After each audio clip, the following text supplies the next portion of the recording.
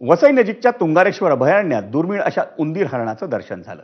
उंदीर हरण हे भारतीय हरणांच्या सर्वात लहान आणि अत्यंत लाजाळू प्रजातींपैकी एक मानलं जातं।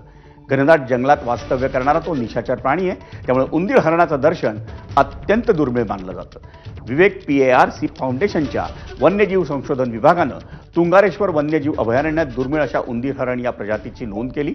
फाउंडेशनचे फील्ड इकॉलॉजिस्ट रोविन तोडणकर यांनी संजय गांधी राष्ट्रीय उद्यान संचालक अनिता पाटील यांच्या मार्गदर्शनाखाली 31 ऑक्टोबर रोजी झालेल्या सर्वेक्षणात हे निरीक्षण केलं। तुंगारेश्वर अभयारण्याचे हे निरीक्षण त्या परिसराच्या पर्यावरणीय समृद्धीचं द्योतक मानलं जातंय।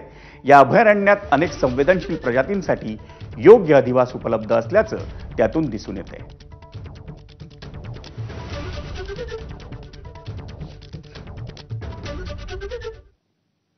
विरारमधील रमाबाई अपार्टमेंट इमारत कोसळून 17 जणांचा मृत्यू